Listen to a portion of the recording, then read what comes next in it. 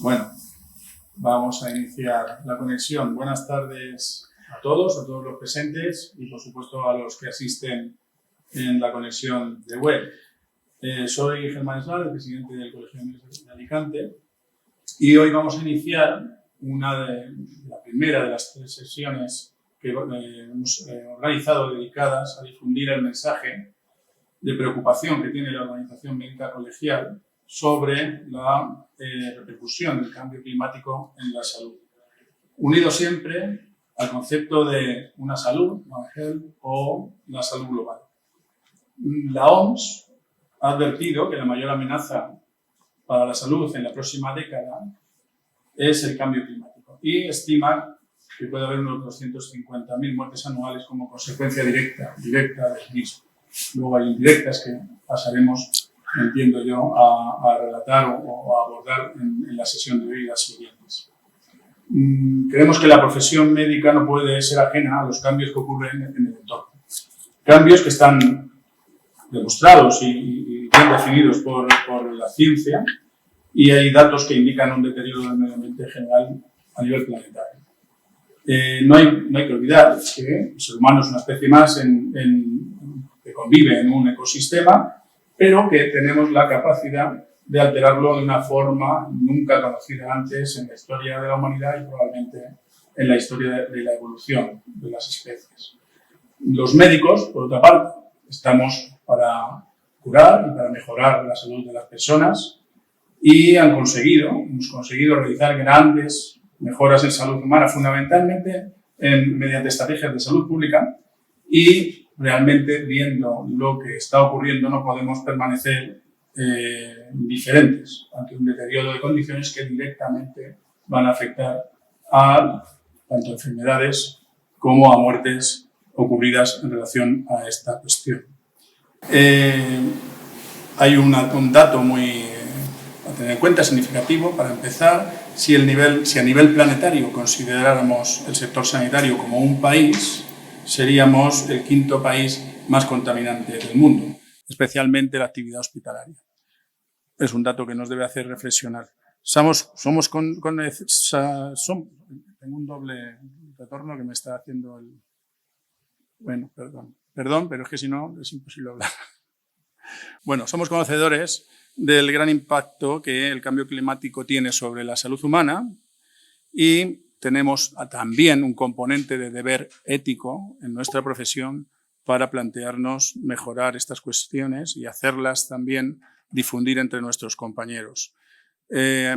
Aquí está también la labor de los colegios de médicos. Los colegios médicos, que son unas instituciones públicas, deben de promocionar estos conceptos y, de hecho, el Colegio de Médicos de Alicante forma parte de un grupo de trabajo de salud y cambio climático del Consejo General de Colegios de Médicos de España, que trata de divulgar y promover el conocimiento sobre este tema.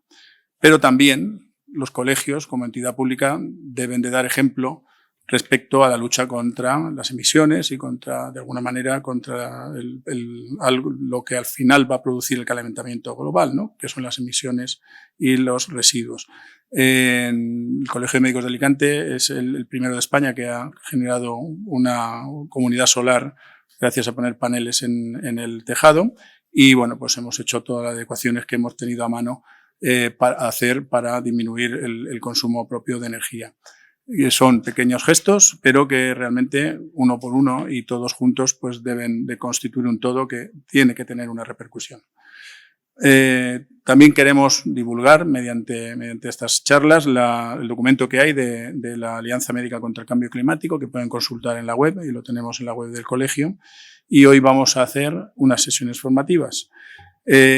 Nos ayudan las sociedades científicas, que igualmente se están posicionando a favor de este documento, y cada una en su campo están empezando a ejercer pues todo el esfuerzo que pueden para divulgar dentro de sus actividades cuestiones que realmente son interesantes para conocer y para empezar a incluir en nuestra práctica clínica habitual.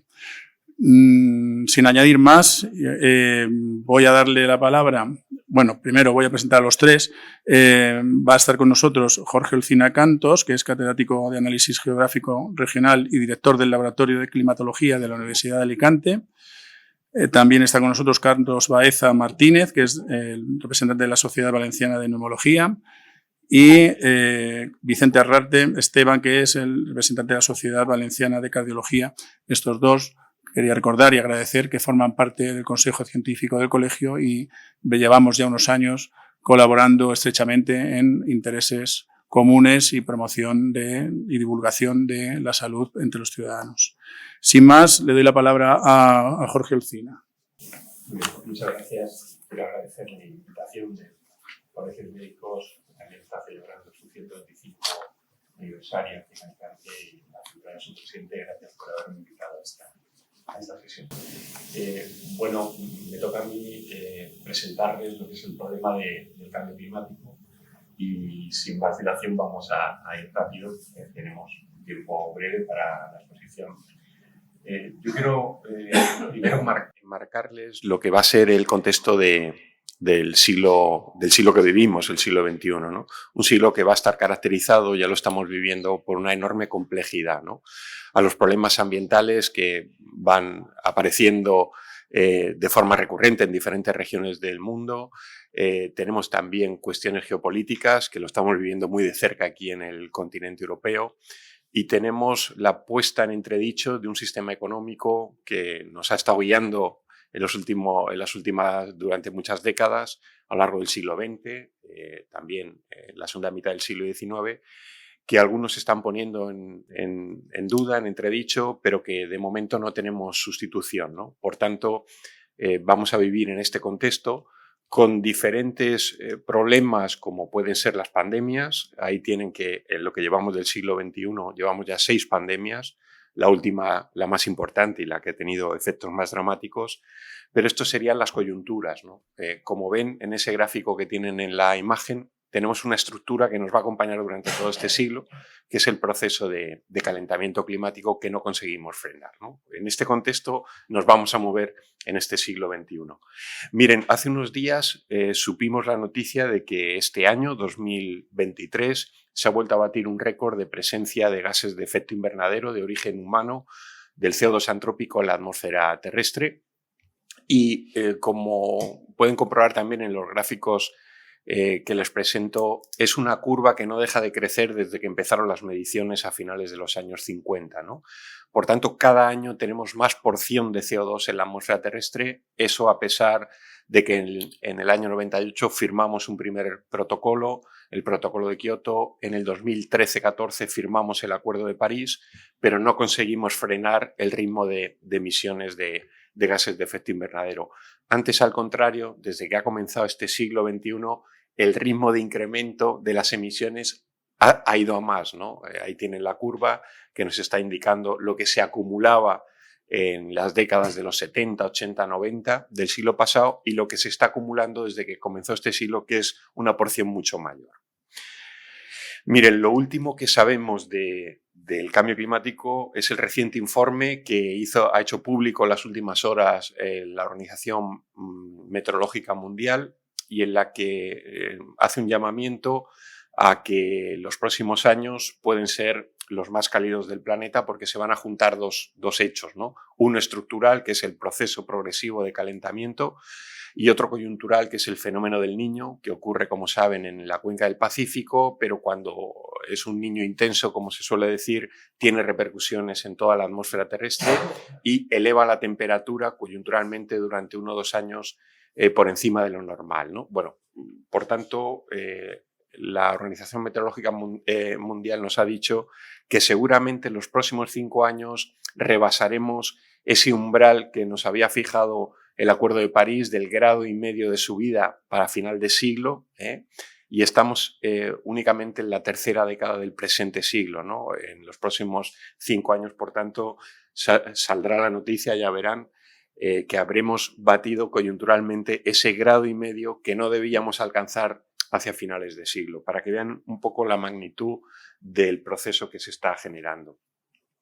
El fenómeno del Niño, en las previsiones que hay, la agencia americana, la NOAA, es la que con mayor precisión, ¿no?, lleva a cabo el pronóstico estacional, y efectivamente nos está indicando que se está sobrecalentando la cuenca meridional del Pacífico frente a las costas de Chile y Perú por encima de lo normal, y que todo apunta a que se va a desarrollar lo que se llama un Niño intenso. El último importante lo tuvimos en el 2015-16, ya se batió un récord de temperatura a nivel planetario y seguramente, si no en este 2023, con toda seguridad en 2024 batiremos ese registro, ¿no? Y junto a ello la propia actividad solar, que es el motor de nuestro sistema climático, ¿no?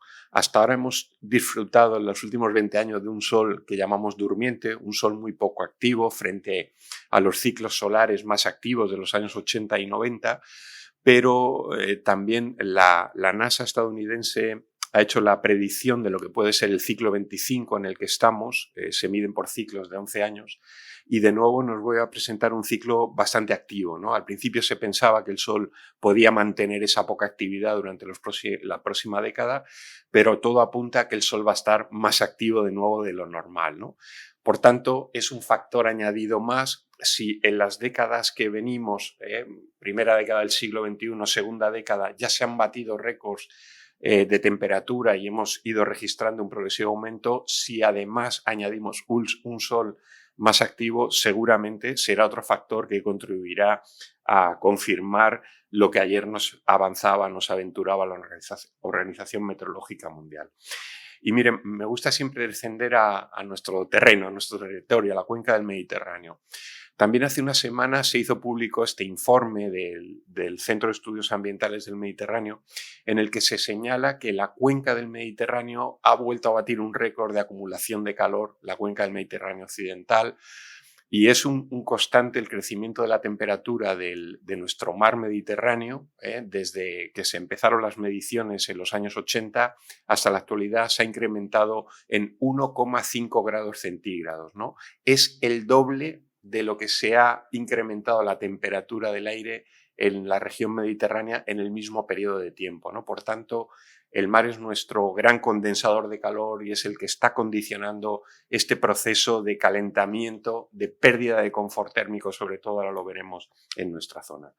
Y esto se une a una coyuntura que estamos atravesando en España bastante complicada, ¿no? No está lloviendo como se debiera y hay mucha parte del territorio español en condiciones de alerta o de emergencia de sequía, ¿no? Aquí en la Comunidad Valenciana, afortunadamente, estamos en una situación algo mejor porque la primavera del año 22 fue muy lluviosa y nos permitió acumular reservas que hemos estado gastando hasta este momento.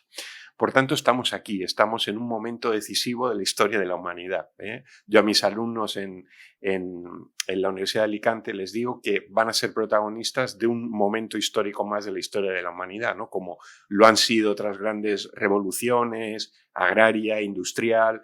Bueno, pues ahora estamos en ese momento en el que nos toca decidir como humanidad si queremos unas condiciones climáticas muy cálidas y no sabemos el efecto real que eso puede tener, o queremos empezar a normalizar el funcionamiento del clima reduciendo las emisiones de gases de efecto invernadero.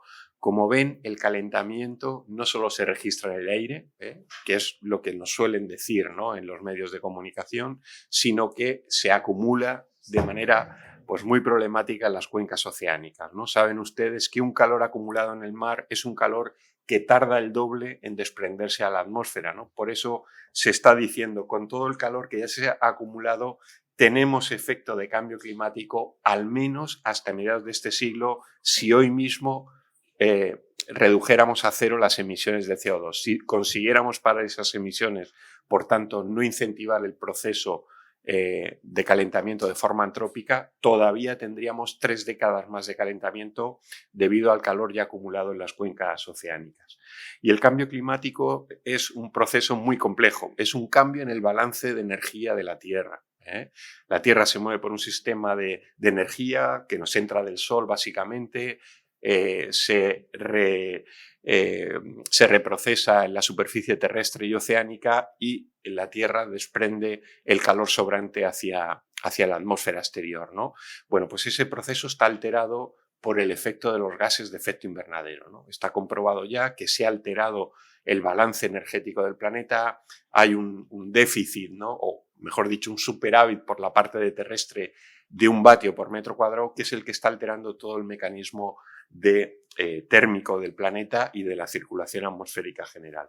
Porque una atmósfera más cálida es una atmósfera que mueve las masas de aire de forma más rápida, con mucha más energía. Por eso estamos oyendo que cada vez hay más eventos atmosféricos extremos. Venimos de unos días en los que está siendo Italia noticia por unas inundaciones como nunca se habían registrado.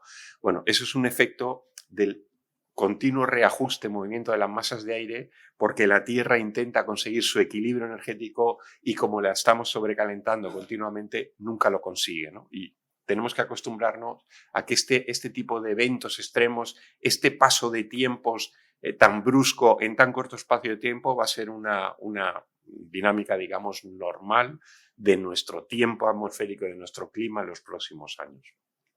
Y en el Mediterráneo tenemos un dato añadido, como les decía.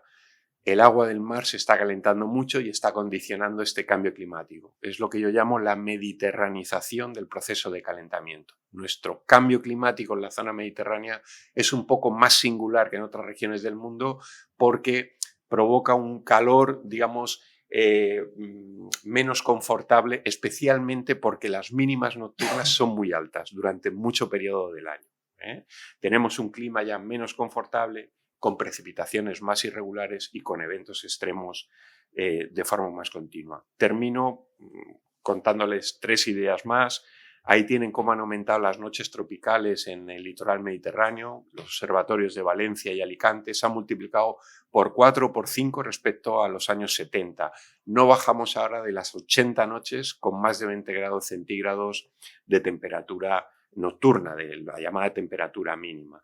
Las precipitaciones también han cambiado, son cada vez menos los días en los que llueve, pero lo hace de forma más intensa, más concentrada. Todavía no hay tendencias claras en el Mediterráneo si va a llover más o menos.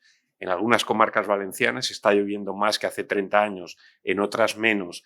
No hay una tendencia clara, porque la porción de humedad que se añade a la atmósfera distorsiona mucho las predicciones para las próximas décadas.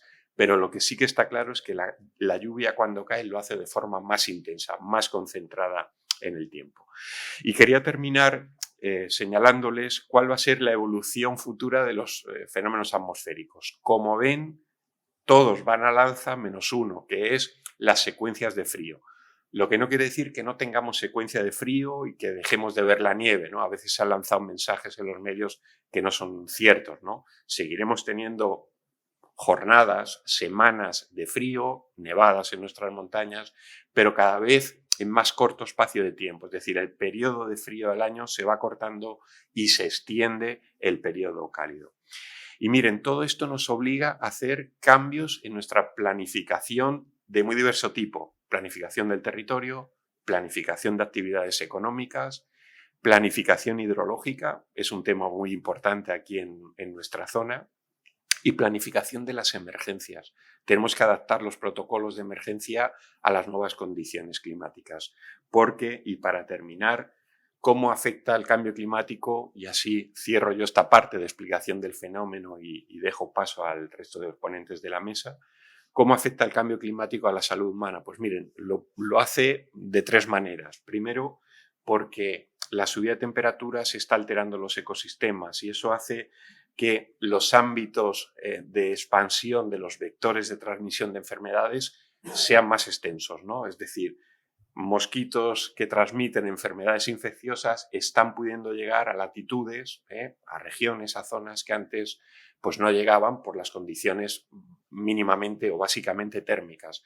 Ahora lo están pudiendo hacer. En segundo lugar, los cambios bruscos en el tiempo generan fenómenos extremos que ponen en riesgo la salud humana.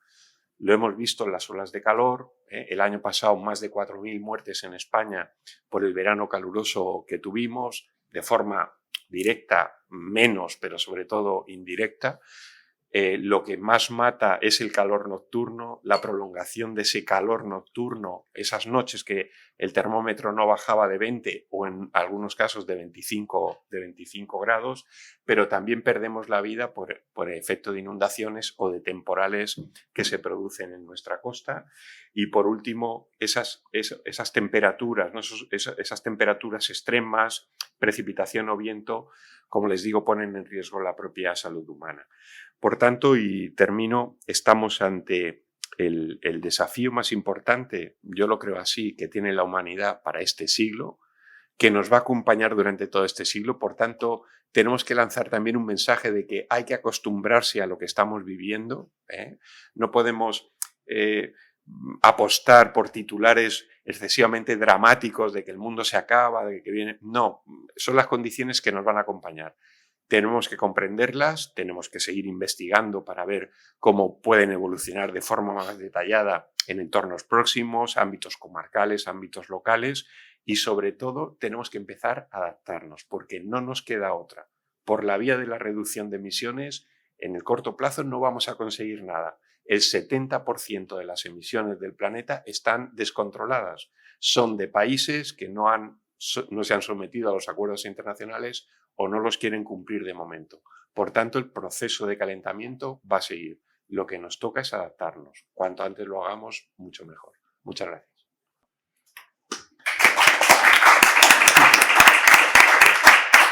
Bueno, muchísimas gracias, Jorge Lucina. Creo que ha sentado las bases para que comprendamos la importancia del tema y cómo se genera el cambio el que estamos viviendo y que efectivamente poco a poco no se nota, pero cuando coges series históricas, pues claramente no deja lugar a dudas la evolución que está teniendo el nivel de CO2 y sus consecuencias. Solo voy a decir una cosa que no he dicho antes. Los que quieran hacer preguntas por la conexión pueden hacerlo en donde sale el icono preguntas y respuestas y contestaremos todas al final de las intervenciones, si les parece bien. Bueno, el segundo ponente es el doctor Carlos Baeza, que nos hablará sobre el cambio climático y la calidad del aire y cómo podemos proteger nuestra salud respiratoria. Buenas tardes a todos. Muchas gracias, Germán, por la presentación y al Colegio de Médicos por la invitación a estas jornadas. Bueno, yo tengo la sensación de que escuchamos esto del cambio climático tan a menudo que nos pueda parecer prácticamente una moda, pero nada más lejos. Los cambios en el clima de la Tierra han existido siempre desde su propia creación. Como bien nos acaba de explicar Jorge, el actual cambio del clima, sin embargo, es diferente de los anteriores principalmente por dos motivos. Una son sus causas, y es que es consecuencia del acúmulo en la atmósfera de los denominados gases de efecto invernadero que surgen como resultado de la actividad humana. Y el otro es su velocidad. Está ocurriendo muy rápido. Y esto hace que a los seres vivos, que a la naturaleza en general, nos sea muy difícil adaptarnos a estos cambios. Seguro que todos hemos escuchado cosas en los medios, como que las barreras de coral se convierten en cementerios, que los polos se están derritiendo, que hay muchas especies que están abocadas a la extinción. Y esto, pues, quizá nos pueda importar, más o menos, pero puede que nos resulte difícil imaginarnos cómo todos estos efectos puedan afectarnos a nosotros en nuestro día a día, o al menos hacerlo en un futuro más o menos cercano. Bueno, pues bien, los seres humanos somos, como la mayoría de los seres vivos, muy sensibles a las condiciones de nuestro entorno. El cambio climático es muy probablemente el peor problema de salud al que se enfrenta la humanidad en este siglo. Como nos ha comentado Germán al principio, la OMS estima que para el año 2030 se producirán 250.000 muertes por causas directas del cambio climático. Y de seguir la tendencia actual, esta cifra aumentará de manera dramática en los siguientes años.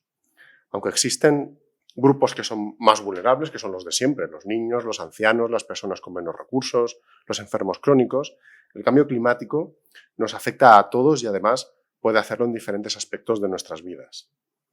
Uno de los mecanismos por el cual el cambio climático impacta más en nuestra salud es por las variaciones de temperatura que conlleva. Este es un mensaje que publicó el ya expresidente de Estados Unidos, Donald Trump, en enero de 2019, en el contexto de una ola de frío muy importante que azotó al país. Y bueno, el señor bromeaba un poco sobre el cambio climático, venía a decir: ¿dónde diablos estás? Calentamiento global, por favor, ven rápido que te necesitamos. Es importante entender que el cambio climático no solo se refiere a un aumento de la temperatura, sino que lo que trae consigo son fenómenos meteorológicos más extremos, tanto de frío como de calor. Y cuando esto ocurre, lo que se ha visto es que se dispara la mortalidad en la población, sobre todo a expensas de enfermedades respiratorias y cardiovasculares. Que un fenómeno como la temperatura nos afecte más o menos va a depender básicamente de tres cosas. Una es de la magnitud del fenómeno. Generalmente, a mayor intensidad, pues mayores serán los efectos. Otra es de lo vulnerables que seamos frente a este fenómeno. Como hemos dicho, hay grupos que son especialmente vulnerables. Luego podemos tener factores de riesgo como la obesidad, el tabaquismo o comorbilidades como la diabetes que nos hagan también más vulnerables. Y luego es de cómo nos protegemos frente a este fenómeno. Los bebés, por ejemplo, son un grupo que a priori sería vulnerable, pero cuando se registra uno de estos fenómenos de frío o de calor, no se ha visto que incremente el número de atenciones, por ejemplo, en urgencia. Y esto, entre otras cosas, probablemente se deba a que los protegemos mucho. Luego también, seguro que recordaremos una ola de calor muy intensa que en 2003 azotó Europa y que produjo unas 13.000 muertes. Posteriormente, se han producido otras olas de calor, incluso más intensas, y sin embargo no han producido tantas muertes. Esto probablemente se deba también a los planes de adaptación, ¿no?, que se ponen en marcha a través de los gobiernos y de sanidad. Si analizamos cuáles son las tendencias en la estacionalidad de la mortalidad atribuible a la temperatura en nuestro país, lo que vemos en definitiva es que el calor en el momento actual ya causa más muertes que el frío en personas con problemas respiratorios en España. Lo que se ha producido en las últimas décadas es una inversión completa de la estacionalidad de esta mortalidad, y ahora este pico de mortalidad se produce en los meses de verano, en julio y agosto. Tradicionalmente, a diferencia de lo que ocurría años atrás, ¿no?, en nuestro país, en el que los enfermos por problemas respiratorios morían más por frío. No solo importa la magnitud del fenómeno, sino también la variabilidad, que haya mucha diferencia de temperatura de un día con respecto al previo, incluso mucha diferencia entre la máxima y la mínima de un mismo día, ha demostrado ser un factor de riesgo para sufrir, por ejemplo, una neumonía. Aunque cambio climático y contaminación ambiental son dos conceptos diferentes, están muy estrechamente relacionados, principalmente porque los gases de efecto invernadero y la mayoría de los contaminantes proceden generalmente de las mismas fuentes, que son principalmente la combustión de los combustibles fósiles. Luego, además, por diferentes mecanismos, los efectos del cambio climático aumentan los niveles de muchos de los contaminantes en la atmósfera. Bueno, la contaminación ambiental es un problema terrible para la salud de las personas. La OMS estima que 9 de cada 10 personas respiramos un aire contaminado y esto produce más de 7 millones de muertes en el planeta cada año. De hecho, la contaminación atmosférica se considera el principal factor de riesgo ambiental para la salud, por encima del tabaquismo, de enfermedades como el SIDA, la malaria y la tuberculosis o los accidentes de tráfico. El sistema respiratorio, evidentemente, es la principal vía de entrada de la contaminación a nuestro cuerpo. El pulmón es el órgano interno que tenemos más expuesto a las noxas del medio y esto pues, lo hace especialmente vulnerable a los efectos de la contaminación. Los problemas empiezan incluso antes de nacer. Se ha comprobado que la exposición prenatal a niveles elevados de algunos de los contaminantes se relaciona con la aparición de asma bronquial y otros problemas respiratorios en edades tempranas de la infancia. La exposición a los contaminantes influye de manera negativa en el desarrollo de la función pulmonar prácticamente cualquier etapa de la vida, aunque de forma más evidente en los niños. El asma bronquial es probablemente la enfermedad que con mayor fuerza se relaciona con la contaminación atmosférica, no solo con una agudización de los síntomas, sino también con la transformación del asma en EPOC, con el propio desarrollo de la enfermedad, incluso con la mortalidad de las personas con asma. Conocemos datos tan llamativos como que vivir a menos de 200 metros de una carretera muy transitada se asocia con un incremento del riesgo de sufrir asma. En cuanto a la POC, las principales guías de práctica clínica avalan el papel etiológico de la contaminación en la enfermedad. La contaminación ambiental se considera como un carcinógeno humano del grupo 1. Acelera la pérdida de capacidad pulmonar de las personas con fibrosis pulmonar, aumenta el riesgo de sufrir una exacerbación en las personas con bronquiectasias, aumenta el riesgo de sufrir un tromboembolismo pulmonar idiopático, empeora los síntomas de las personas con apnea del sueño. En definitiva, en el momento actual disponemos de la suficiente evidencia para afirmar que la contaminación atmosférica influye de manera negativa en todas las enfermedades respiratorias. Y no solo en las enfermedades respiratorias. Muchos de los contaminantes son capaces de atravesar la membrana alveolo-capilar, llegar a la sangre y alcanzar prácticamente cualquier parte de nuestro cuerpo, produciendo efectos sistémicos, como un incremento del riesgo de sufrir un ictus, un infarto, se relaciona también con algunos tipos de tumores digestivos y genitourinarios, enfermedades autoinmunes como la artritis reumatoide, un envejecimiento de la piel más acelerado y un largo etcétera. Hablando de calidad del aire, otro problema que conllevan los efectos del cambio climático es la intensificación de las alergias. Se estima que la temporada de alergias en los últimos 30 años ha aumentado en 20 días. Las temperaturas más altas hacen que la floración comience antes y unos niveles más elevados de CO2 tienen como consecuencia una mayor producción de polen. Además, los patrones climáticos cambiantes hacen que estos pólenes lleguen a personas a los que nunca habían estado expuestas. Bueno, ¿qué podemos hacer nosotros como médicos con todo esto? Además, por supuesto, de diagnosticar y tratar todas estas enfermedades. Un aspecto interesante quizás sería el de la sensibilización y educación de nuestros pacientes. Hay pocas profesiones que tienen la influencia social que tiene la medicina. Cada día en la consulta damos montones de consejos dietéticos, de deshabituación tabáquica. Pues quizás sería interesante incluir también recomendaciones para tratar de mitigar la exposición que tienen nuestros pacientes a la contaminación atmosférica y a los efectos del cambio climático. Por ejemplo, advirtiéndoles de que si tienen previsto realizar algún tipo de actividad al aire libre, pues antes de hacerlo revisen cuál es la calidad del aire y la temperatura en su zona y si no es favorable, pues que eviten hacerlo. Además, esta es una información que hoy en día está fácilmente disponible en cualquier smartphone. El uso de mascarillas filtrantes podría ser útil en algunos escenarios. En cuanto a los purificadores de aire, no creo que en el momento actual exista la suficiente evidencia como para que los recomendemos a nuestros pacientes. Por supuesto, ventilar adecuadamente las casas, emplear combustibles limpios para cocinar y la calefacción. Y luego, pues, prestar especial atención a los grupos más vulnerables. Por ejemplo, los niños, por su baja estatura, están más cerca de los tubos de escape, que son la principal fuente de contaminación en las ciudades. Además, sabemos que cuando todas estas recomendaciones les llega a la población a través de sus médicos, tienen mucho más impacto y seguimiento que cuando les llegan por otros medios. Bueno, investigar en el tema también es interesante para desarrollar estrategias de prevención y tratamiento más efectivas, la defensa de políticas públicas sostenibles, sobre todo a través del posicionamiento de las sociedades científicas.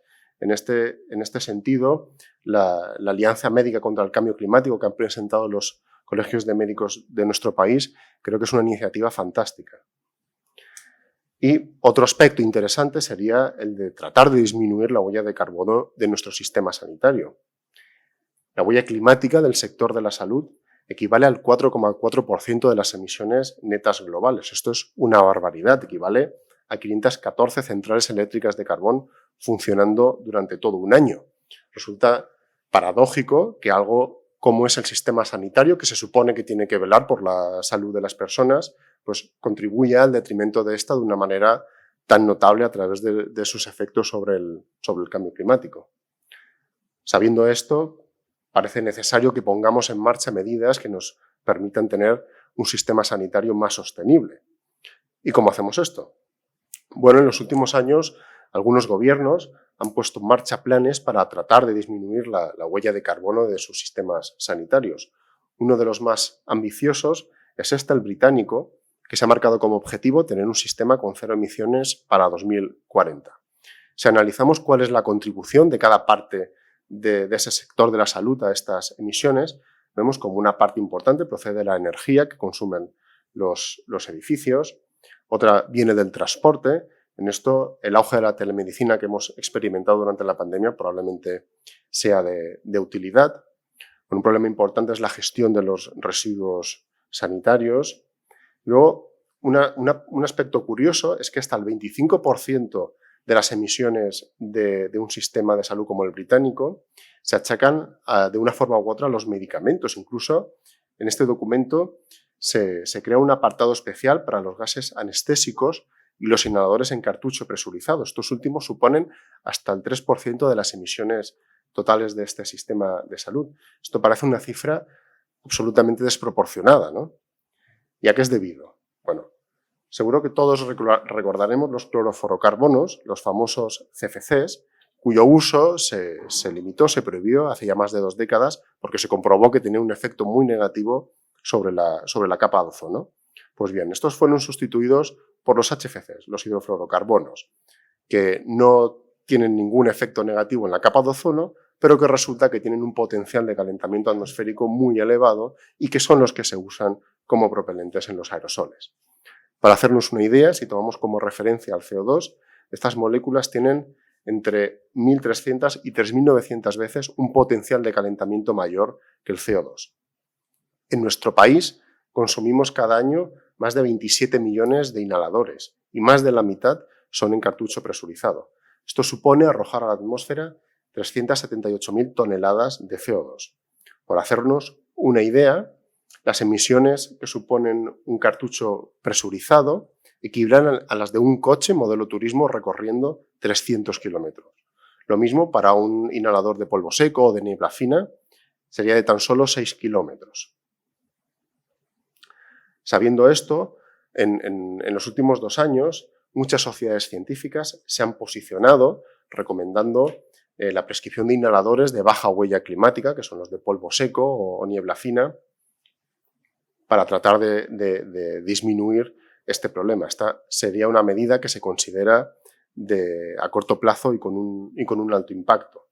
Luego también, por supuesto, se recomienda revisar la técnica inhalatoria, es decir, asegurarnos en cada visita de que el paciente realmente esté aprovechando el fármaco. Por supuesto, que todos nuestros pacientes con asma, con EPOC, con enfermedades respiratorias estén adecuadamente tratados para evitar las exacerbaciones, el uso de medicación de rescate, que en nuestro país es casi siempre el salbutamol y el hiperatropio en cartucho presurizado. Aconsejarles a nuestros pacientes que no acaparen medicamentos en casa y que todo el mundo conozca los esquemas de reciclaje, los puntos SIGRES que hay en casi todas las farmacias de nuestro país y que en el caso de los inhaladores en cartucho presurizado es especialmente interesante que se gestionen de esta manera. Bueno, en definitiva, el cambio climático es probablemente el principal problema de salud al que nos vamos a enfrentar la humanidad en este siglo. Su impacto sobre la salud nos afecta a todos y además puede hacerlo en diferentes aspectos. La calidad del aire es otro gran problema al que nos enfrentamos, que tiene una elevada repercusión en la morbi-mortalidad de la población. Los sistemas sanitarios tienen una gran huella climática, por lo que parece necesario que impulsemos medidas para hacerlos más sostenibles y los profesionales de la salud probablemente debamos tener un papel proactivo en estas recomendaciones para tratar de disminuir la exposición a la contaminación y los efectos del cambio climático de nuestros pacientes. Y esto es todo lo que os quería contar hoy.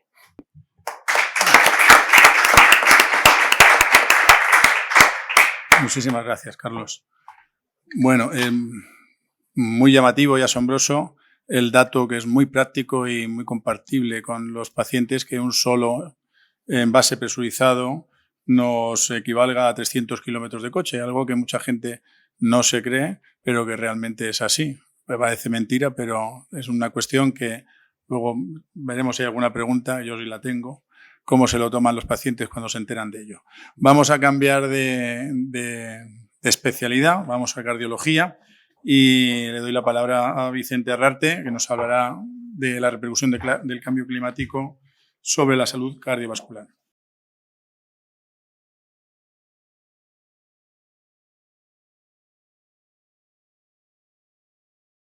Bueno, buenas tardes a todos y muchas gracias al Colegio de Médicos por esta invitación. La verdad es que, bueno, yo soy cardiólogo clínico, Me dedico al riesgo vascular y a la rehabilitación cardíaca como campos principales.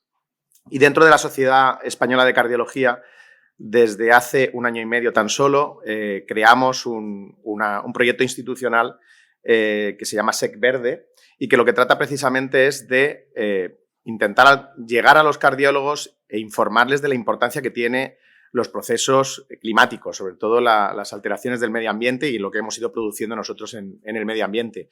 La verdad es que no estamos muy impregnados los médicos de este campo y creo que es fundamental como estamos viendo a lo largo de esta jornada, que estoy aprendiendo mucho y lo que voy a tratar de dar en mis minutos. Bueno, realmente cuando hablamos de medio ambiente o de alteraciones que se han podido producir en el ambiente o que hemos producido nosotros y problemas cardiovasculares parece que es algo muy reciente, que dices, bueno, es que las enfermedades cardiovasculares no hace mucho tiempo se sabe que están relacionadas.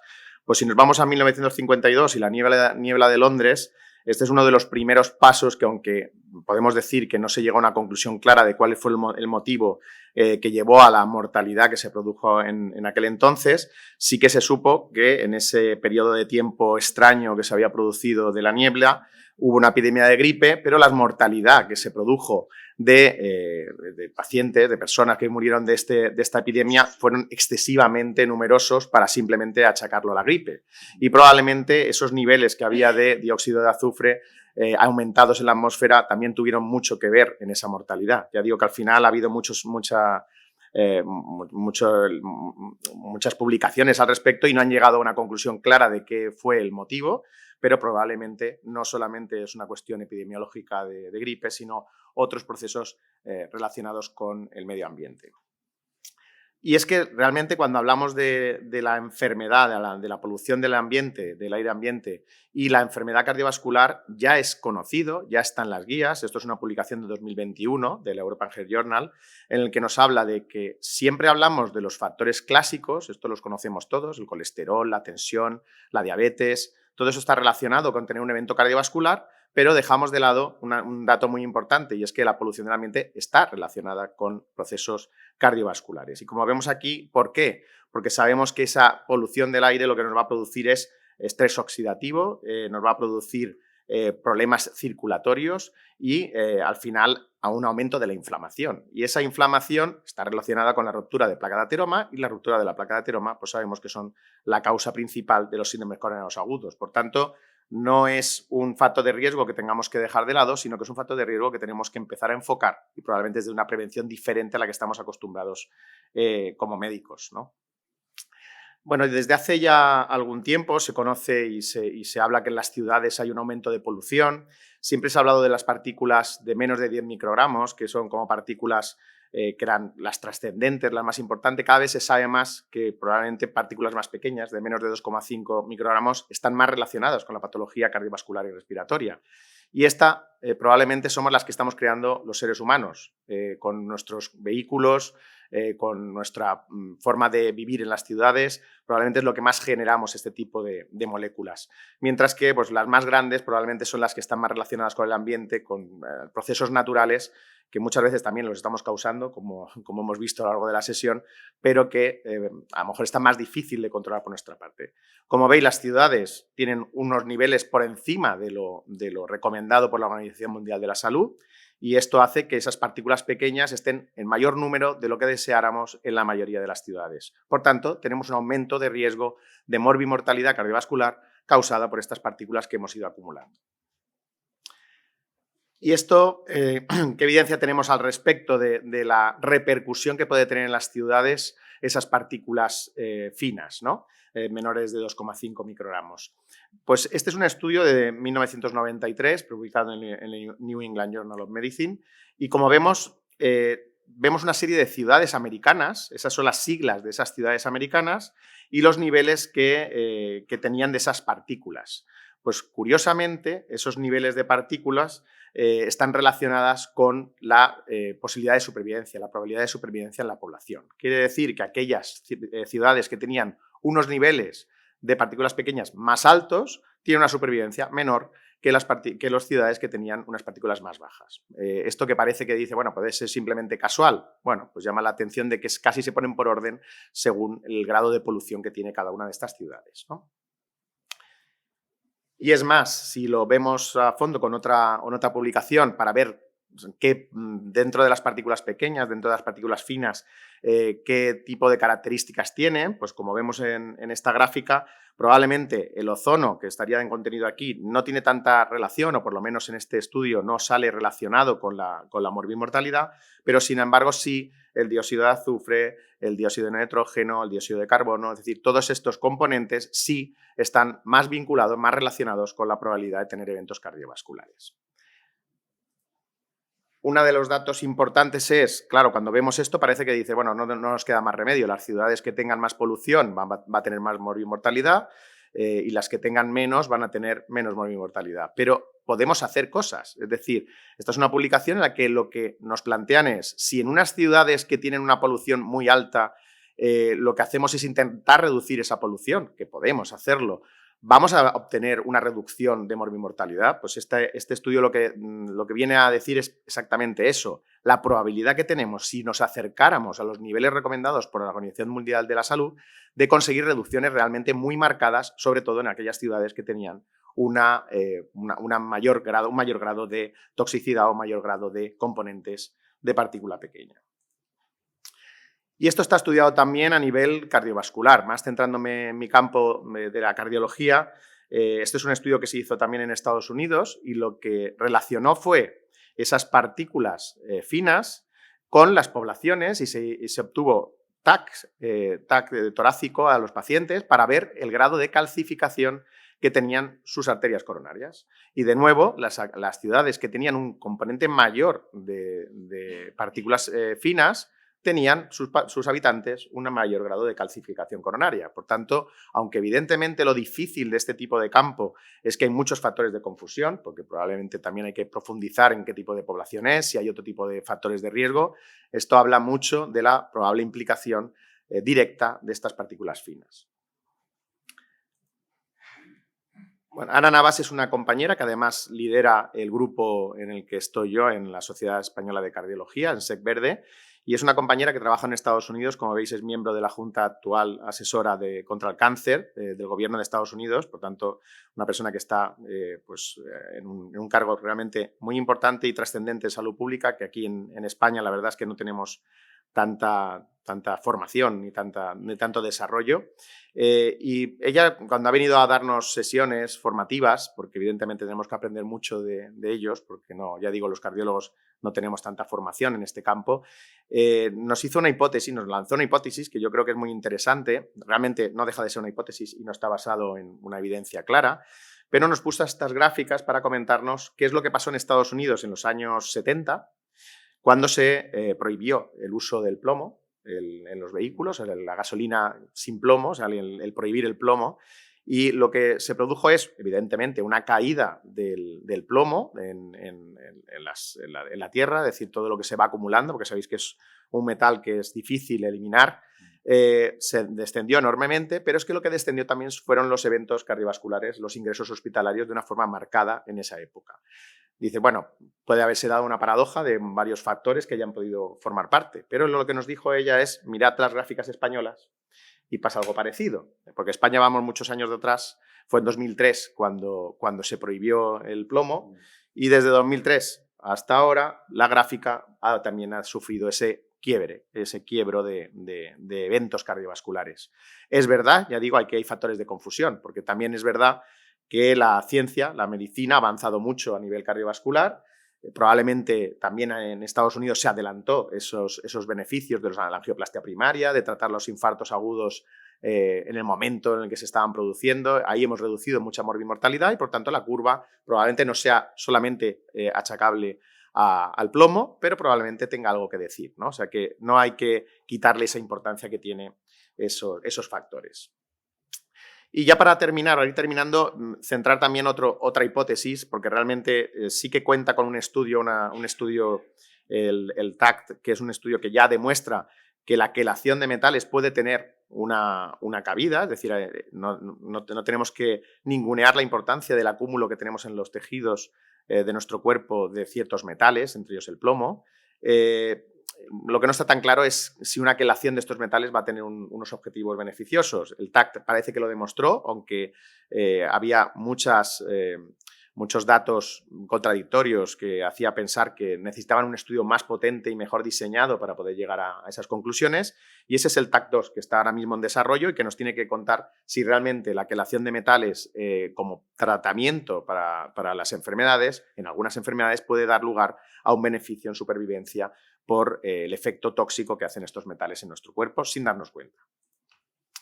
Por tanto, la importancia que tiene, yo creo, para todos los médicos y yo como cardiólogo es entender que existe no solamente la prevención cardiovascular, que hace muchos años ya manejamos los cardiólogos para los factores de riesgo clásicos, sino que también nace una nueva forma de afrontar, que no debería ser tan nueva porque esto es de hace muchos años, pero es así como lo estamos viendo nosotros, que es la cardiología ambiental. Y la cardiología ambiental es ya no solamente tratar a los pacientes de forma individual, sino que tenemos que hacer formación para todos los médicos, todos los cardiólogos, intentar llegar a la población, porque el cambio en la contaminación ambiental no depende de uno solo, no depende de la relación médico-paciente, sino que tenemos que hacerlo a nivel de los estados, a nivel de los cargos políticos, a nivel de los médicos, de los colectivos médicos y de los pacientes. Y por tanto, entre todos, es cómo podemos cambiar las cosas. Esto lleva a pensar, bueno, en la recomendación típica como cardiólogo de prevenciones, pues tienes que hacer una alimentación adecuada, tienes que hacer ejercicio físico. Bueno, aquí se puede dar de nuevo una nueva paradoja, y es que el ejercicio físico no es lo mismo hacer una actividad física en un entorno saludable, en un entorno de oxigenación adecuada, que hacerla en una ciudad contaminada en la que a lo mejor, como vemos en esta gráfica, pues puede producir ciertos componentes negativos. Es decir, puede ser que la persona que está haciendo ejercicio con toda su buena intención esté teniendo una oxigenación inadecuada por partículas que le están generando una toxicidad que precisamente no estaba buscando, ¿no? Entonces, evidentemente, este equilibrio tenemos que buscarlo y ese equilibrio, el ejercicio hay que hacerlo, pero las ciudades tenemos que mejorarlas entre todos para que se pueda realizar con seguridad. De hecho, lo que dice la Organización Mundial de la Salud y esta publicación que hicimos en la Revista Española de Cardiología, haciendo las principales recomendaciones que se hacen a nivel global, pues tenemos que actuar a varios niveles, desde la salud pública y medidas colectivas, que como decía, pues esto nos supera, pero realmente tenemos que presionar a que la legislación cambie. Medidas preventivas, que también ha comentado mi compañero anteriormente, de mascarillas en algunos ámbitos, sobre todo cuando estás tratando con tóxicos, una actividad física en un entorno no contaminado, evitar los entornos de polución, con polución, y luego la intervención y tratamiento individual, que esto evidentemente es mucho más complejo. Evidentemente sí que se puede hablar de intervenciones nutricionales, a día de hoy control de factores de riesgo clásicos, esto lo tenemos bastante claro todos los médicos, pero probablemente también llegará el manejo de estos factores ambientales que parece que los dejamos como que no son controlables, pero que en un futuro igual sí lo son. Y a lo mejor la quelación de metales o el llegar a las ciudades y limpiar las ciudades de toxicidad puede hacer que reduzcamos los eventos cardiovasculares, no de forma individual, pero sí de forma poblacional, que es probablemente mucho más importante. Y nada, para terminar me quedo con esta diapositiva, que son precisamente las recomendaciones de soluciones por parte de la Organización Mundial de la Salud. Y como veis, a la izquierda, la importancia que tiene la polución en los eventos médicos, en los eventos sanitarios, en los que el corazón, las enfermedades cardiovasculares, pues es el 32% el líder de los problemas que nos puede generar la polución. O sea que, como decía mi compañero, al nivel pulmonar hay mucha afectación, a nivel cardiovascular, como veis, no es menor, sino incluso mayor. Es decir, que es muy importante tratar a este nivel. Nada más, muchas gracias.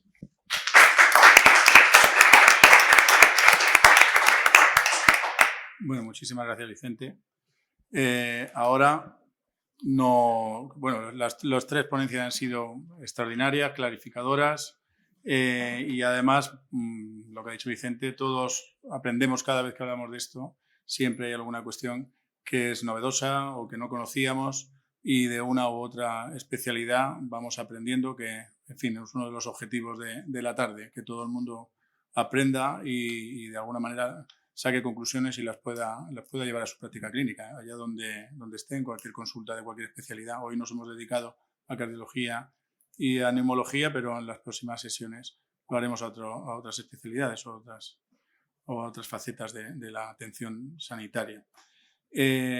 Abrimos un turno de preguntas por si alguien tiene alguna en la sala o en la web. Sí, vale, voy cogiendo. Vale. Hola, buenas tardes. Bueno, espectacular a todos. Gracias por la exposición de cada uno. Yo me llamo Francisco Clemente, soy especialista en Medicina y Educación Física del Deporte, con lo cual me era muy interesante estar esta tarde aquí con vosotros.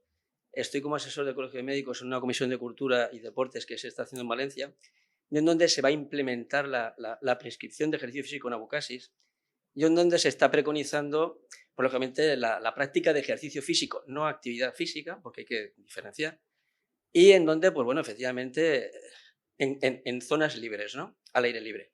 Cuando estamos viendo que efectivamente, y es una pregunta para los tres, porque me interesa la respuesta de los tres, en donde estamos viendo que el aire libre, pues hay una contaminación brutal. Que la pandemia vino pues para que hubiera un cambio a nivel de arquitectura y de todo urbanismo en cuanto a edificaciones, espacios más abiertos, con ventilación exterior, interior, que recirculara el aire.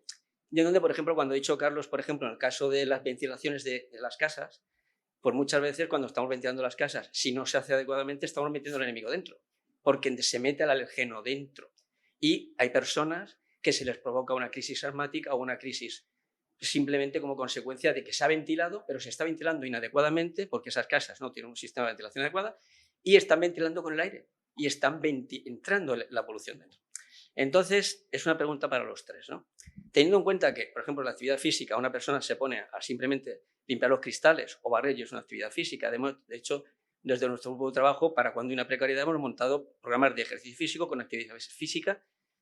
2, el ejercicio físico se tiende a hacer en espacios libres. Si os dais cuenta, cada vez las instituciones municipales montan aquí en Alicante, hay muchos espacios donde existen máquinas para poder trabajar en espacios libres, en parques. Y sin embargo, salvo los que están al lado del mar, el resto están en núcleos de población donde la gente puede acudir y sin embargo la contaminación es brutal, ¿correcto? Entonces, 3 preguntas. Una, para Jorge, o sea, desde tu punto de vista, ¿cómo podríais influir, o si a lo mejor lo estáis haciendo, a nivel de vamos a llamar los organismos institucionales, para que tuvieran en cuenta estos pormenores y que a la hora de difundir, porque ahora mismo es que se va a poner en práctica, ya os digo, aparte de la prescripción del ejercicio físico, es que viene en marcha una subvención por parte de la Comunidad Económica Europea en la Xarxa de la Salud, en donde se quiere interaccionar la red de municipios con los centros de la salud y las instalaciones municipales públicas, ¿correcto? Entonces, desde vuestro punto de vista, ¿cómo se podría asesorar a las instituciones municipales para que se cumplieran pues, unas condiciones, vamos a llamar, ambientales, en donde no se metiera el enemigo dentro? ¿Correcto? Tanto en instalaciones municipales cerradas como abiertas. 2. A Carlos, ¿qué tal te llega el hecho de utilizar mascarillas de prevención? De hecho, cuando la pandemia en el Consejo Superior de Deportes, pues utilizamos, vamos a llamarlo como conejillo de indias, a los deportistas de élite con mascarillas FP1 o FP2, pero con unos filtros especiales para que pudieran entrenar, ¿correcto? Y la respuesta fue muy positiva. Y 3, con todo ello, pues te lo abierto a Vicente, en donde desde el punto de vista cardiológico, ¿qué podemos sumar a todo esto? Vale, muchísimas gracias.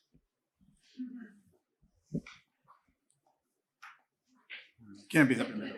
A mí no me han preguntado. Bueno, preguntaban si algún nivel de influencia, ¿no?, en las administraciones para intentar mejorar esto, ¿no? Bueno, de momento es poco el nivel que hay. Yo creo que lo primero, tendríamos que concienciarnos en todas las ciudades de tener un adecuado equipamiento para monitorizar, que en muchas ciudades nos falta. Y después sí que se abre una vía de esperanza, por así decirlo. Sabéis que en el 2021 se aprobó en el Parlamento la Ley de Cambio Climático. Hace unos meses, a finales del 22, la propia Comunidad Valenciana aprobó una Ley de Cambio Climático y nos obliga a incorporar la visión de la adaptación al cambio climático en todos los procesos, entre otros la planificación urbana, ¿no? Y por ahí tienen que venir los cambios. Es decir, las ciudades tal como las tenemos ahora no están preparadas para asumir lo que nos está viniendo ya y lo que nos puede venir en los próximos años y décadas, y tendremos que rediseñar ciudades, rediseñar la construcción de edificios, Bueno, es un esfuerzo importante, pero tendremos que hacerlo, ¿no? Sí.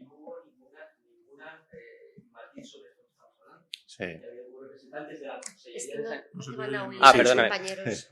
Disculpa. Sí. Simplemente hacer una matización a lo que estás diciendo, Sí. en donde yo he estado en un congreso sobre esto que te he expuesto hace 2 semanas con representantes de la Consellería de Sanidad, Cultura, Deportes, etcétera, del Consejo Superior de Deportes, y nadie hizo un matiz al respecto de esto. Sí. Pues Entonces, por eso te digo que es... para eso estamos nosotros. Claro, por eso te digo que es patético el que, con todo lo que está cayendo, pues que Sí. nadie... Por eso me ha parecido muy interesante tu exposición, te sigo desde hace mucho tiempo, y pues por eso te pediría ese matiz. Gracias. Mira, hace un año trabajamos para el Ayuntamiento de Benidorm en un plan de adaptación al cambio climático, ¿no? Benidorm se adelantó a la propia ley valenciana y quiso aprobar, como gran municipio turístico de España, un plan de adaptación al cambio climático. Ahí se diseñaron cerca de 80 medidas para adaptar la ciudad al cambio climático y, entre otras, estaba pues, el aumento de zonas verdes, fuentes en las calles para evitar el exceso de calor, etcétera, etcétera, ¿no? Aquí la ventaja que tenemos en las ciudades próximas al mar Mediterráneo, tenemos perjuicios por algunas cosas, pero beneficios por otras, es que el sistema de ventilación de la brisa reduce mucho los niveles de contaminación. Y bueno, pues no nos podemos comparar ni a Bilbao, ni a Madrid y tal, ni incluso a Barcelona, que por tamaño, aunque es mediterránea, también tiene unos niveles más elevados. Alicante en ese sentido está mejor en cuanto a niveles de contaminación, lo que no quita para que haya que preparar las ciudades para ir adaptándolas, ¿no? a lo que nos viene. En cuanto a la cuestión de las mascarillas, es muy interesante lo que comentas. Más que estas mascarillas filtrantes, claro, filtran las partículas más grandes. La contaminación atmosférica es un conjunto de gases, sobre todo gases, y luego todo aquello que no son gases, pues le llamamos material particulado, que son todas las partículas sólidas en suspensión o gotitas líquidas de diferentes tamaños. Entonces, estas mascarillas, incluso las FFP3, filtran las partículas más grandes, pero no son capaces de filtrar las más pequeñas y ni mucho menos los gases, ni el dióxido de nitrógeno, el dióxido de azufre.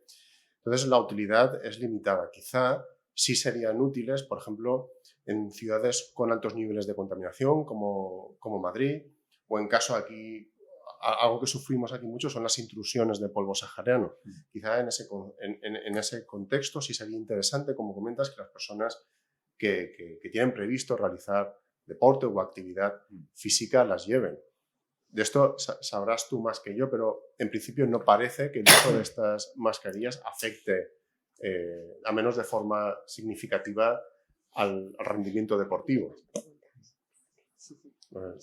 No, por parte de lo de cardiología que comentabas y ejercicio físico, nosotros sabes que los programas de rehabilitación cardíaca lo que pretenden es individualizar el ejercicio en cada paciente, porque no todos somos iguales, en las connotaciones de cada uno, y lo que sí que evidentemente está por mejorar y por planificar es, nosotros siempre son 3 meses de seguimiento inicial, luego se les da cita al año, pero luego evidentemente la fase 3 es cómo tienen que comportarse en su día a día. Claro, nuestra recomendación es abierta, es haz ejercicio físico, como te hemos ido implementando, como te hemos ido recomendando, pero claro, no tenemos en cuenta estas cosas que he comentado de en qué ambientes hay que hacerlo. Primero porque ahí ya nos supera un poco como cardiólogos y tenemos que aprender mucho más de vosotros, ¿no? Es decir, de lo que nos puedes aconsejar, de decir, oye, estás diciendo que sí que hay entornos más saludables, pero los desconocemos, porque a veces dicen, no, es mejor que vayas a esta zona, pues a lo mejor no es la mejor zona para hacer ejercicio. Aquí tenemos que avanzar y evidentemente esto, el futuro, pues tenemos que hacerlo modificando las ciudades, ¿no? Como comentabas. Bueno, hay una pregunta de los que están viéndonos desde la conexión y que, bueno, nos ha hablado, pero yo supongo que nos podrá Jorge decir algo. Y es, se dice que ingerimos y respiramos microplásticos, ¿no? ¿Y esto es inerte o son peligrosos para la salud? Bueno, no soy especialista, ¿no? Pero yo lo que he podido leer del tema es que sí son perjudiciales para la salud. Hay que también conocer que el mar Mediterráneo, ¿no? Que tan bello es en muchas ocasiones y tan tan disfrutable, ¿no?, para el turismo, es uno de los mares del mundo más contaminados por plástico, ¿no? Y al ser una cuenca cerrada, tiene poca ventilación, por así decirlo, poca circulación oceánica, y entonces tenemos un problema latente en la contaminación de plásticos y microplásticos. Y ahí yo creo que sí que son perjudiciales para la salud. No solo en el agua, en el aire también se ha comprobado en los últimos años que hay una cantidad, unas concentraciones muy importantes de microplásticos en la atmósfera, ¿no? O sea, al final son partículas muy pequeñas, con muy bajita densidad y que son capaces de permanecer fácilmente suspendidas en la atmósfera. Precisamente en Elche ahora hemos llevado a cabo un trabajo en el que hemos analizado la presencia de microplásticos en muestras de lavado bronquial de pacientes. Hemos encontrado microplásticos en la vía aérea inferior de 2 de cada 3 pacientes que hemos analizado. Y aunque nuestra serie no era muy amplia, sí que hemos visto que existe una correlación negativa entre la concentración de microplásticos en la bola broncoalveolar y, por ejemplo, la función respiratoria. Lo que es. Aunque todavía no hay mucha evidencia al respecto, la poca que hay sí que sugiere que pueden tener un papel importante en la patología respiratoria. Una pregunta de doctor Diego Torrús. Yo soy Diego Torrús, por si alguno no me conoce, soy especialista en medicina interna y enfermedades infecciosas y, bueno, soy vicepresidente del colegio, ¿no? Agradeceros a los tres la participación. La verdad que yo estoy aprendiendo muchísimo porque, probablemente por a lo que yo me dedico, siempre cada uno nos centramos en nuestra esfera. Sé muchas cosas sobre la repercusión del cambio climático en cuanto a las enfermedades infecciosas, sobre todo aquellas transmitidas por vectores, pero no sabía muchas cosas de las que estoy aprendiendo esta tarde con respecto a problemas respiratorios, problemas cardiovasculares, ¿no? Así que, bueno, agradezco que estéis aquí hoy los tres y a Jorge le agradezco de manera personal porque su buena disposición, siendo fuera del ámbito, digamos, de la medicina, él está colaborando con nosotros. Nosotros en el año 21 hicimos ya aquí una primera jornada que fueron 3 tardes que se llaman así, jornadas sobre cambio climático, globalización y su repercusión sobre la salud animal y humana. Y en este sentido quiero introducir el concepto de que hicimos esas jornadas con el Colegio de Veterinarios para introducir el concepto del One Health, de una única salud. Es decir, la salud no existe una interacción tremenda entre la salud animal, humana y el medio ambiente, y la salud del medio ambiente. Entonces yo creo que todo esto se tiene que abordar, como lo estamos haciendo esta tarde, de una manera multidisciplinar, ¿no? Y ahí ya lo invitamos a Jorge, vino sin ningún problema, hoy está aquí, y la semana que viene pues estará en el 4º Congreso de Cooperación Internacional de la Organización Médica Colegial que se celebra en Valencia y cuyo eje central va a ser el cambio climático y sus efectos sobre la salud, ¿no? Y la salud global, ¿no? Y un par de reflexiones. Una es que efectivamente lo que la gente y lo que sale en los medios de comunicación como repercusiones que el cambio climático puede tener sobre la salud, sobre todo siempre va enfocado hacia las enfermedades infecciosas y sobre todo las enfermedades transmitidas por vectores, y creo que le debemos dar muchísimo más énfasis, ya no en el ámbito profesional, técnico, sino en el ámbito divulgativo, a las repercusiones que puede tener en otros, sobre las enfermedades cardiovasculares o la salud cardiovascular, la salud respiratoria, que creo que es muchísimo menos conocido, tanto a nivel de los propios colegas como a nivel de la población. Yo creo que eso tenemos que hacer énfasis por ahí, ¿no?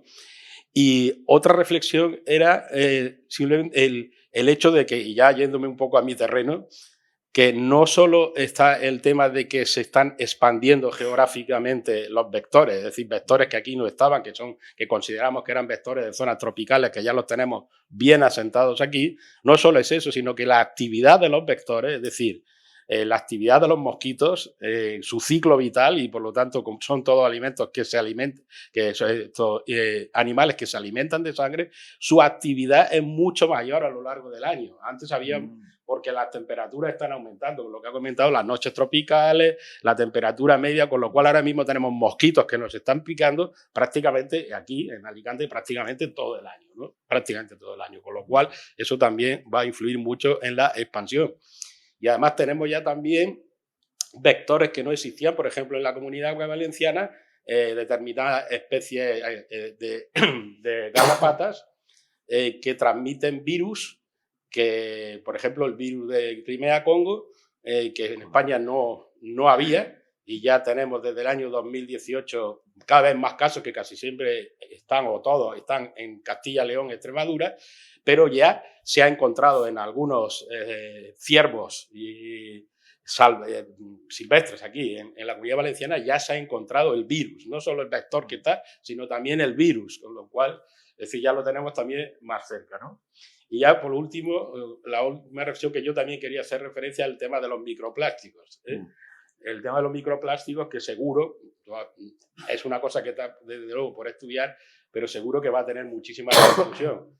Ya no solo inhalados, sino pues además a través de la cadena alimentaria. Es decir, el pescado ya tiene gran concentración de microplásticos en unos sitios más que en otros, y eso lo incorporamos a nuestra alimentación, y eso va a pasar a la sangre. La sangre va a ir a todos los tejidos, y evidentemente eso va a tener repercusiones que veremos en el futuro.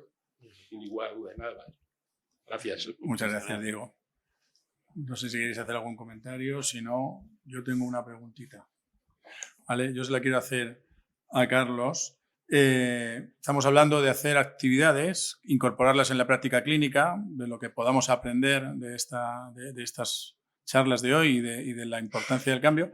Y yo quisiera saber, sobre todo en neumología, que es donde hay una pieza clave que la OMC ha fijado como objetivo, que es reducir la prescripción de envases presurizados.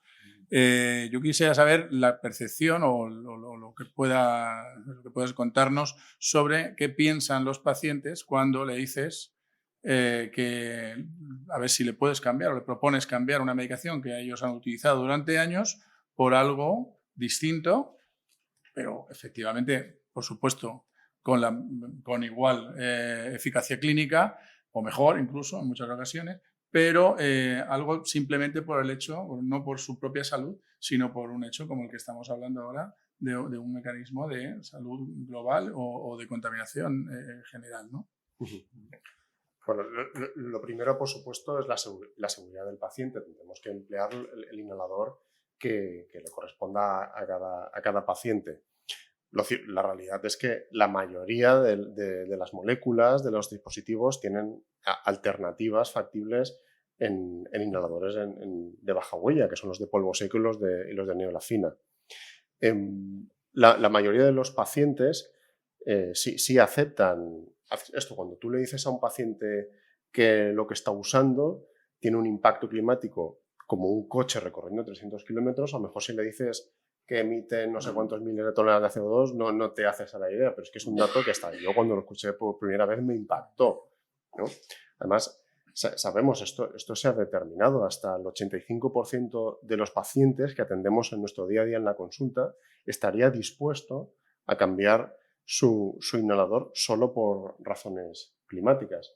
Además, creo que hacer partícipe al paciente de la elección del inhalador incluso puede ser bueno, evidentemente desde el punto de vista medioambiental, pero también en cuanto a adaptación a la terapia del paciente, ¿no? Una lucha que tenemos con los pacientes es que cumplan el tratamiento. Si hacemos al paciente partícipe en la decisión de prescribir el inhalador, pues seguro que la adherencia también va a mejorar.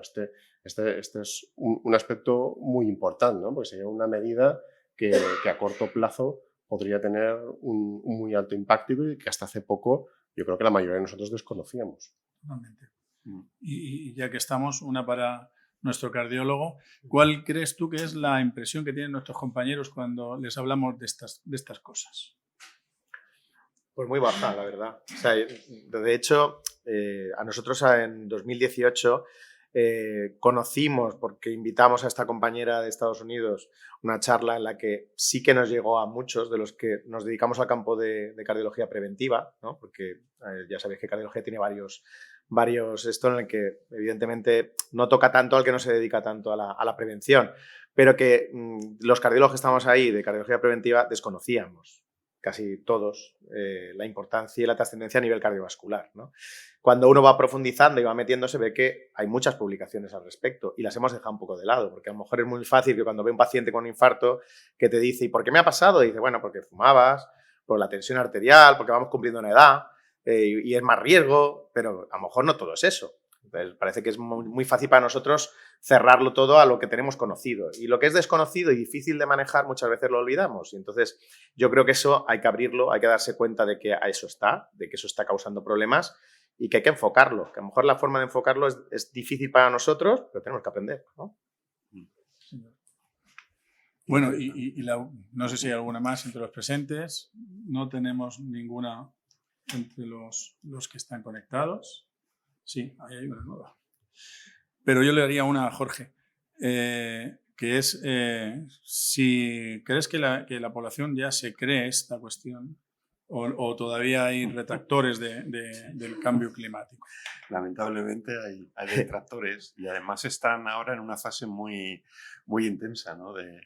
En redes sociales y demás. Viene a coincidir siempre en momentos de sequía en España, que surge mucho la cuestión del negacionismo y demás, porque bueno, la gente achaca la sequía a conspiraciones de avionetas y cosas de estas, ¿no?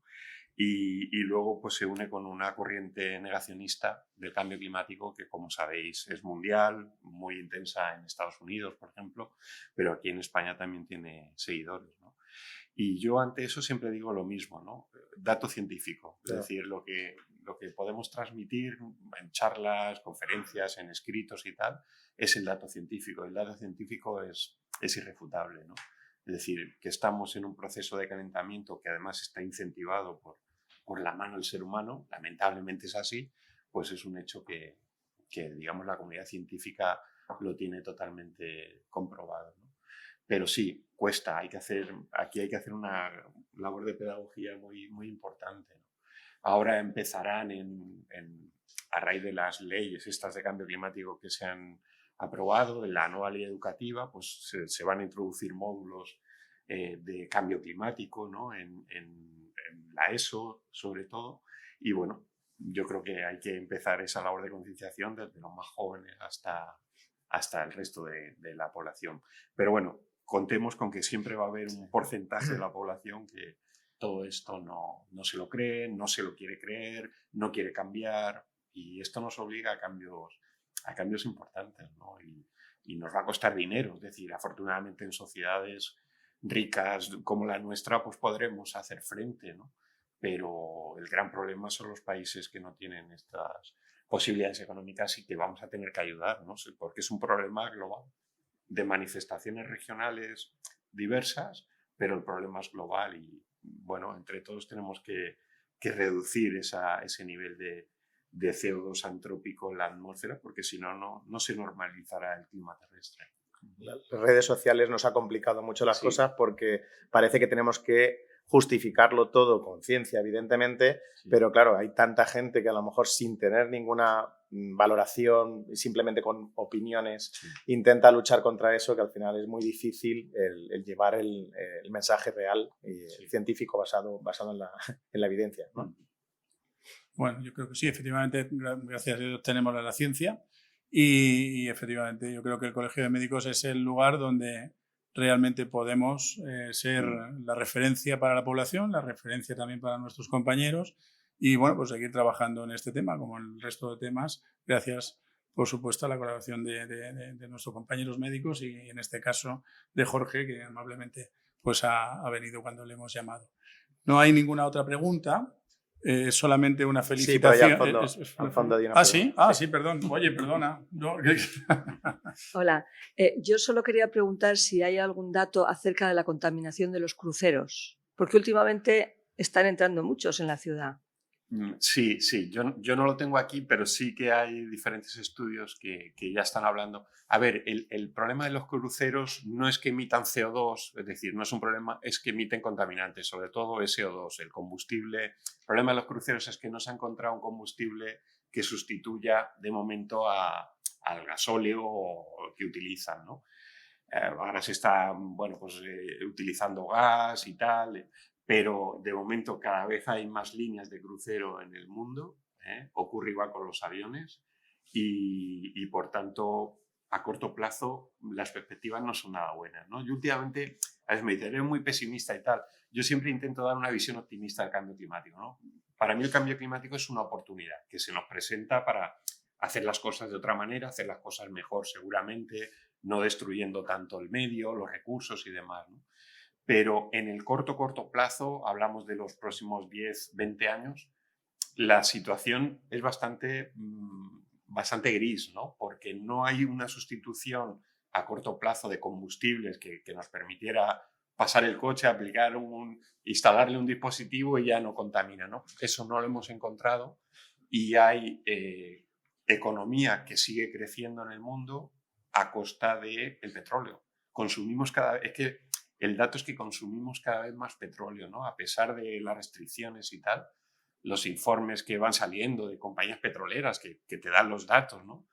Vamos cada año superando el consumo de combustibles fósiles, ¿no? Cuando teóricamente desde el 98 ya deberíamos tener una conciencia a nivel mundial, pero es que no lo conseguimos, ¿no? Países que crecen mucho, la India se ha convertido en el primer país demográfico del mundo, son países que no quieren restringir su desarrollo por el tema ¿no? Y van a seguir emitiendo cantidades ingentes Es que cada año, hace 2 semanas, volvíamos a batir el récord de presencia de CO2. A corto plazo hay mala solución. Bueno, lo que pasa es que se dijo, en los años 50 se acaba el petróleo, pero hay reservas, ¿no? Reservas seguramente más profundas, las tecnologías ahora no lo hacen muy viable, tal, pero el ser humano, el modelo económico que teníamos creado era muy eficiente para los combustibles fósiles. Por eso ahora el cambiar esa transición que llamamos energética nos está costando, ¿no? Porque tenemos que dedicar investigación y tecnología a un nuevo modelo energético que no esté basado en aquello que era muy barato, se había conseguido y muy eficiente. Ahora tenemos que inventarnos, por así decirlo, un nuevo modelo, por eso nos cuesta más el recibo de la luz, tal, porque evidentemente las tecnologías todavía no las tenemos acopladas, las placas solares no son del todo eficientes, los aerogeneradores podrían ser mucho más. Bueno, lo conseguiremos, es un proceso, el ser humano ha demostrado que es capaz de hacerlo, ¿no? Pero de momento, en el corto plazo, hablo de 10, 20 años, la situación no es muy optimista, ¿no? Sí. El tema de los cruceros, en cuanto a calidad del aire, es muy interesante. Aquí en Alicante yo creo que esto no se ha analizado, pero en otras ciudades con mayor tráfico de cruceros, como Barcelona, sí que se ha visto como la densidad en cuanto al tráfico de cruceros en la ciudad se relaciona con un incremento, por ejemplo, en la atmósfera de la ciudad de partículas diésel, que son muy negativas a nivel respiratorio. Producen, por ejemplo, mucha hiperactividad bronquial, son muy proinflamatorias. Entonces es algo que se está intentando también limitar y que deberíamos de tener en cuenta aquí en Alicante quizá, que parece que está aumentando también el ritmo de los cruceros. Bueno, pues creo que hemos terminado los turnos, esta vez sí. Bueno, gracias. Pues yo creo que lo damos por terminado la sesión de hoy. Agradecer a los ponentes, a los presentes aquí, a los presentes en la conexión. Y bueno, pues deciros que el próximo día que vayamos a tener la siguiente sesión es el 8 de junio a las 6 de la tarde. Y bueno, hablaremos de enfermedades emergentes, riesgo de salud mental y tendremos la cooperación del Colegio de Farmacia para explicarnos también algunas cosas referentes a la utilización de medicamentos y su desecho o los costes medioambientales tanto de la fabricación, distribución como de su eliminación. Muchas gracias a todos y esperamos vernos pronto. Gracias.